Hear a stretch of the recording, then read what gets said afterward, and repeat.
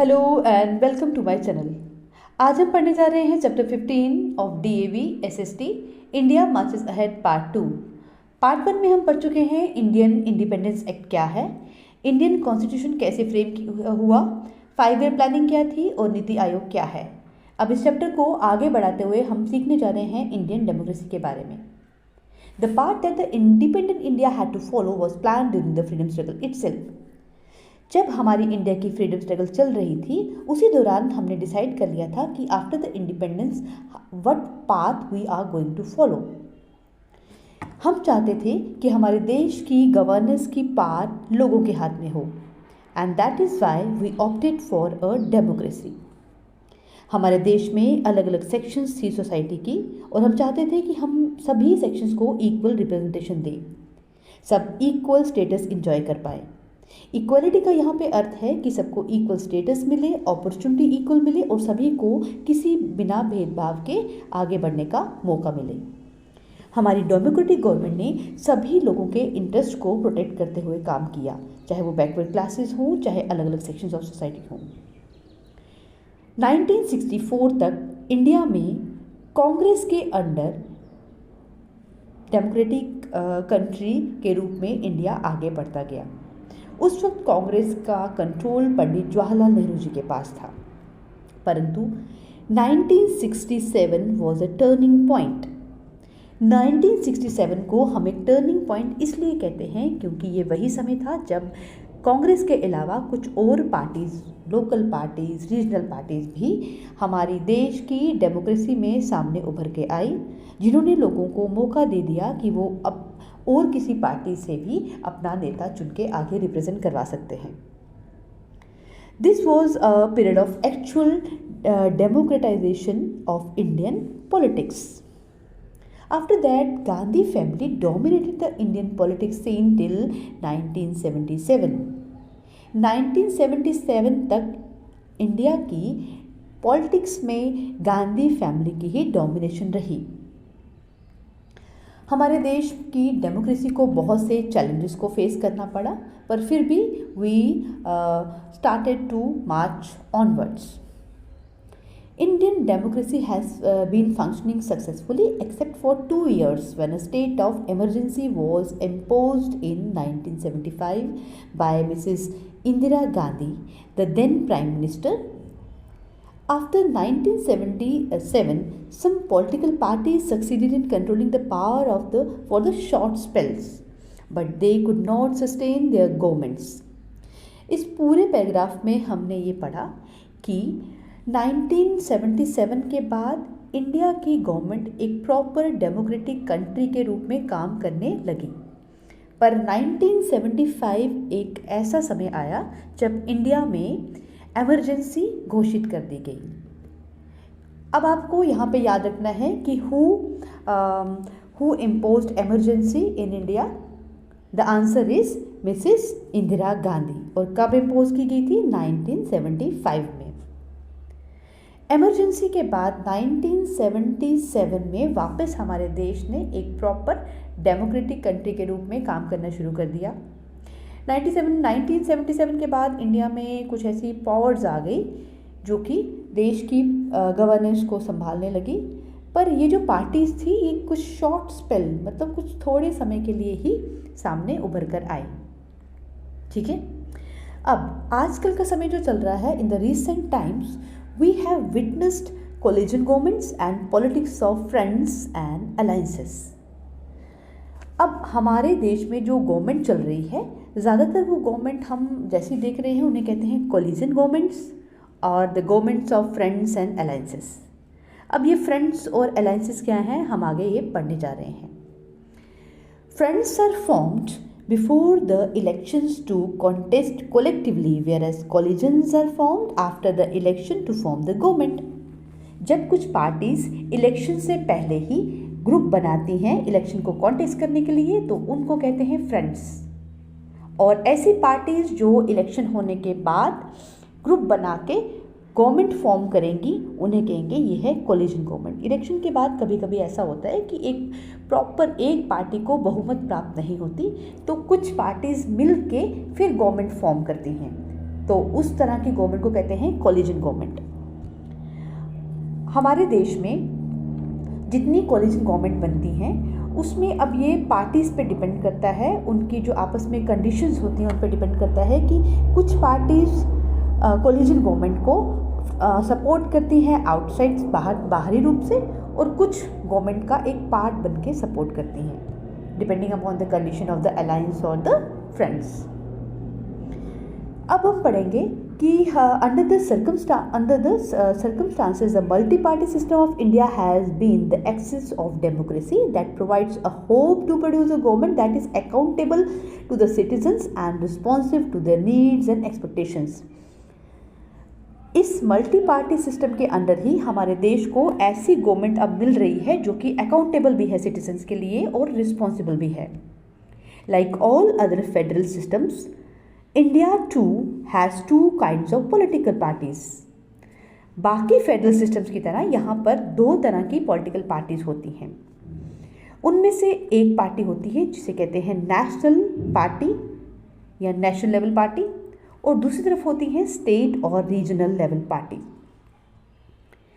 National level parties की कुछ example हैं the Indian national Congress, Bharatiya Janata party, communist party of India. ये सब की सब नेशनल पार्टीज़ कहलाती हैं। और कुछ पार्टीज़ हैं जो रीजनल हैं, जो किसी पर्टिकुलर क्षेत्र में ही काम करती हैं, वहाँ तक की सीमित हैं। नेशनल पार्टीज़ पूरे नेशन में इनका कार्य चलता है। और जो हम पढ़ रहे थे रीजनल पार्टीज़ में से मुख्य रीजनल पार्टीज़ हैं जैसे बहुजन समाज पार्टी, शिरोमणि अकाली दल, राष्ट्रीय जनता दल, नेशनल कॉन्फ्रेंस और बहुत सारी और भी हैं। इस चित्र में कुछ नेशनल और रीजनल पार्टीज़ के सिंबल दिए हुए हैं। इस चित्र को ध्यान से देखिए आप। अब इसके बाद हम पढ़ने जा रहे हैं कि हमने पढ़ा कि कुछ होती हैं नेशनल पार्टीज़, कुछ होती हैं रीजनल पार्टीज़। अब election commission of India he decide करता है कि कौन सी पार्टी को नेशनल पार्टी घोषित किया जाएगा और कौन सी पार्टी को रीजनल पार्टी घोषित किया जाएगा। इस डू यू नो में यहाँ पे हम पढ़ लेते हैं अब क्या लिखा है। इलेक्शन कमीशन जो है उसने कुछ क्राइटेरिया रखा हुआ है, कुछ कंडीशंस रखी हैं कि किसी पार्टी को नेशनल पार्टी या रीजनल पार्टी रखने के लिए क्या क्या नेसेसिटी रिक्वायरमेंट्स हैं। तो पहले हम पढ़ने वाले हैं कि स्टेट पार्टीज़ के लिए क्या क्राइटेरिया है। एक ऐसी पार्टी जो किसी भी legislative assembly of the state, किसी स्टेट की लेजिस्लेटिव असेंबली में एटलीस्ट 6% वोट सिक्योर कर सके टोटल वोट्स में से, और कम से कम 2 सीट्स को जीत पाए, उस पार्टी को कहा जाता है कि ये एक स्टेट पार्टी और रीजनल पार्टी है। ठीक है। और एक ऐसी पार्टी जो कम से कम 6% टोटल वोट्स का लोकसभा के इलेक्शन में या असेंबली इलेक्शन में 4 स्टेट्स में जीत पाए, और कम से कम 4 स्टेट्स किसी लोकसभा में पा सके, उसे कहते हैं ये एक नेशनल पार्टी है। ठीक है। तो नेशनल और हमने पढ़ लिया कि नेशनल और स्टेट पार्टी के लिए क्या क्या क्राइटेरिया है। ठीक है। अब आगे लिखा है कि the political parties at the national as well as the regional levels are the axis of democracy and play important role in strengthening the democracy। ये जो parties हैं यही हमारी democracy का आधार है। The Election Commission of India is an autonomous constitutional authority responsible for administrating the election process in India। Free and fair elections are conducted by Election Commission with the help of the electronic voting machine, that is EVM। यहाँ हम ये पढ़ रहे हैं कि हमारे देश में एक कमीशन है जिस कमीशन का नाम है इलेक्शन कमीशन ऑफ इंडिया। ठीक है। ये जो इलेक्शन कमीशन ऑफ इंडिया है, इस कमीशन का काम क्या है? इसका काम है कि पूरे देश में फ्री एंड फेयर इलेक्शन करवाना, और आजकल ये जो इलेक्शंस हैं ये इलेक्ट्रॉनिक वोटिंग मशीन की हेल्प से हो रहा है। ठीक है। असली में जो इलेक्शन कमीशन ऑफ इंडिया है वो एक ऑटोनोमस अथॉरिटी है। अब ये जो वर्ड है ऑटोनोमस, इसका मतलब क्या हुआ? ऑटोनोमस का अर्थ है इंडिपेंडेंट। ये एक ऐसी अथॉरिटी है जो इंडिपेंडेंट रूप से काम करती है और इलेक्शन प्रोसेस के लिए पूरी की पूरी रिस्पॉन्सिबल है। हमारे देश में इस वक्त 1.3 बिलियन पॉपुलेशन है, जिसमें से more than 800 millions of whom are eligible to vote, and that is why India is called the largest democracy these days। ठीक है, तो यहाँ तक हमने जो पढ़ा, इसके बाद हम आगे एक बहुत इंपॉर्टेंट चैप्टर पढ़ने जा रहे हैं। बहुत इंपॉर्टेंट टॉपिक है इस चैप्टर का, वो है इंडियाज़ फॉरेन रिलेशंस। ठीक है, स्टार्ट करते हैं ये टॉपिक। किसी देश की फॉरेन पॉलिसी क्या है?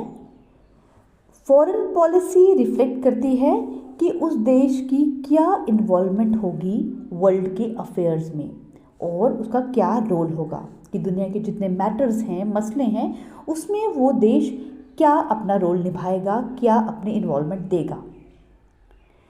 हमारे देश के जो फर्स्ट प्राइम मिनिस्टर थे पंडित जवाहरलाल नेहरू, उनको हम कहते हैं he is the chief architect of our foreign policy.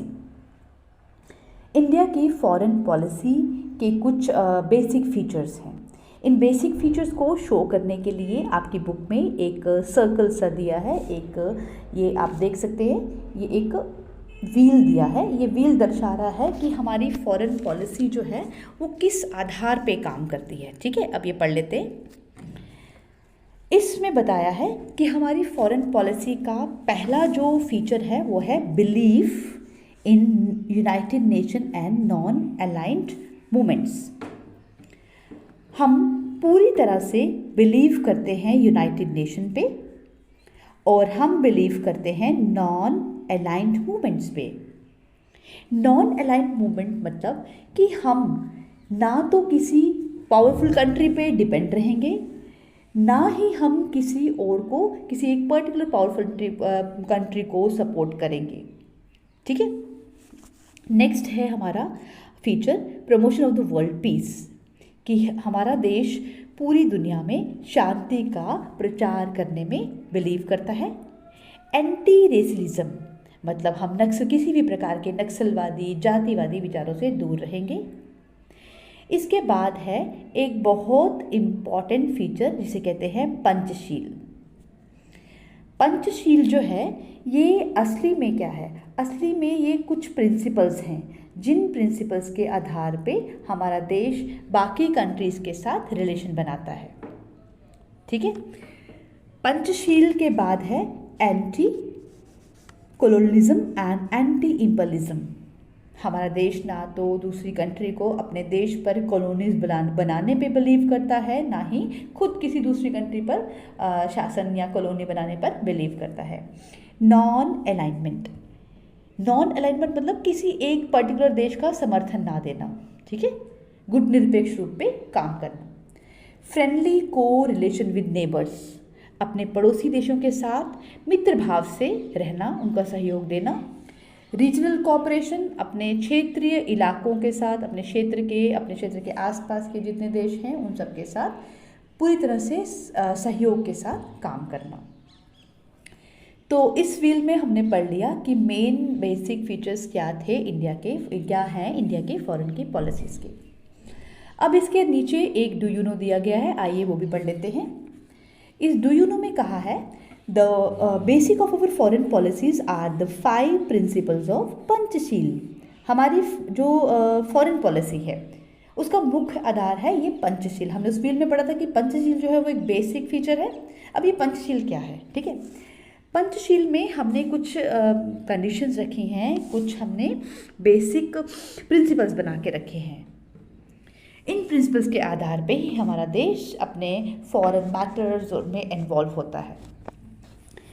पहला जो प्रिंसिपल है वो है mutual respect for each others territorial integrity and sovereignty. इसका अर्थ है कि हम एक दूसरे के क्षेत्रीय अखंडता और संप्रभुता के लिए परस्पर रहेंगे। हम किसी दूसरे देश की टेरिटरी को डिस्टर्ब नहीं करेंगे। म्यूचुअल, सेकंड है म्यूचुअल नॉन एग्रेशन। इसका मतलब है कि हम एक दूसरे पर कभी भी हमला नहीं करेंगे। थर्ड है mutual non interference in each others internal matter. हम एक दूसरे के आंतरिक मैटर्स में हस्तक्षेप नहीं करेंगे। The fourth feature is equality and mutual benefit. हम एक दूसरे के साथ समानता और एक दूसरे के बेनिफिट के लिए ही काम करेंगे। पीसफुल को एग्जिस्टेंस, यानी कि शांतिपूर्वक तरीके से और पूरे सहयोग के साथ एग्जिस्ट करेंगे पूरे दुनिया में। इस तरह से हमारा जो है वो इस तरह से हमारा एग्जिस्टेंस होगा। उसके बाद अब हम पढ़ने जा रहे हैं इस चैप्टर का एक अगला टॉपिक जो है Indian society. India had to face many challenges during the post-independence national building period because of the diverse religious, social, economic conditions that were influenced by the caste, classes, communities and gender discrimination. Poverty and illiteracy were rampant. जब हमारे देश को आज़ादी मिली उसके बाद हमें बहुत सारे चैलेंजेस फेस करने पड़े, जैसे कि यहाँ पे अलग अलग तरह के धर्म के लोग थे, अलग अलग सोशल इकोनॉमिक कंडीशंस के लोग थे, यहाँ पर कास्टिज़म था, अलग अलग कम्युनिटीज़ के लोग थे, जेंडर डिस्क्रिमिनेशन बहुत था। इन सब प्रॉब्लम्स के अलावा पॉवर्टी और इलिटरेसी भी देश को आगे बढ़ने नहीं दे रही थी। ठीक है, ये सब हमारे प्रोग्रेस में एक रोड़े की तरह काम कर रहे थे।